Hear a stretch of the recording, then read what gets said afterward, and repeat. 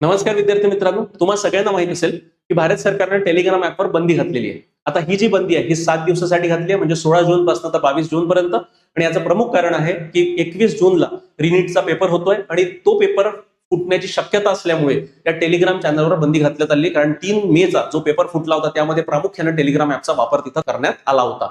आता तुम्हाला एक प्रश्न पडला असेल की टेलिग्राम ऍपवर बंदी पण व्हॉट्सअपवर का बरं नाही? कारण पेपर जर लीक करायचा असेल तर दोन्ही ऍपमधून आपण करू शकतो. त्याचं कारण असं आहे विद्यार्थी मित्रांनो की या दोन्ही ऍपचं जे फंक्शनिंग आहे आणि सिक्युरिटी मेजर आहे यामध्ये जमीन आसमानचा फरक आहे. आता त्यामध्ये जर पहिलं आपण बघायला गेलं तर जर तुम्हाला व्हॉट्सअपवर अकाउंट खोलायचं असेल तर तुम्हाला मोबाईल नंबर अनिवार्य आहे, पण टेलिग्रामवर तुम्ही तुमचं अकाउंट उघडू शकता फक्त युजर नेमवर, तिथे तुमचा मोबाईल नंबर आवश्यक नाहीये. हे पहिलं.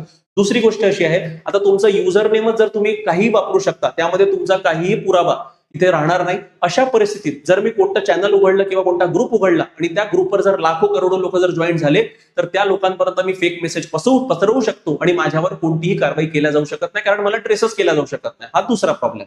तिसरा प्रॉब्लेम असा आहे की व्हॉट्सअपवर जर तुम्ही कोणता ग्रुप बनवला किंवा चॅनल बनवला त्याच्यावर मर्यादा आहे, पण टेलिग्रामवर अशा कुठल्याही प्रकारची मर्यादा तिथं नाही आहे. चौथा इश्यू असा आहे की व्हॉट्सअपवरचे जे मेसेज आहेत ते एंड टू एंड एन्क्रिप्शनच्या अंतर्गत प्रोटेक्टेड असतात. म्हणजे मी जर कोणत्या व्यक्तीला मेसेज पाठवत आहे तर ते मेसेज तो व्यक्तीच वाचू शकतो किंवा मी वाचू शकतो. पण टेलिग्रामवर असं एंड टू एंड एन्क्रिप्शन नाहीये. एकतर आहे तर ते तुम्हाला सिलेक्ट करावं लागतं, तेव्हाच तुम्ही वापरू शकता.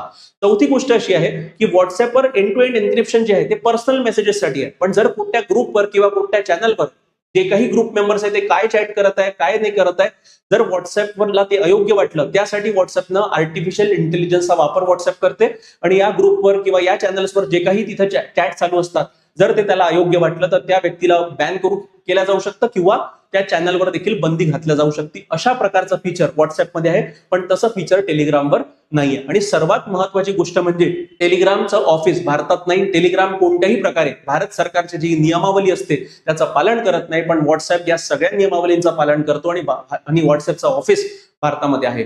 तर हे प्रमुख कारण आहे आणि या प्रमुख कारणांच्या आधारावर टेलिग्रामला बंद करण्यात आलेलं आहे, पण व्हॉट्सअपला अजूनही चालू ठेवण्यात आलेलं आहे. तुमचं याच्यावर काय मत आहे कमेंट सेक्शन मध्ये कळवा.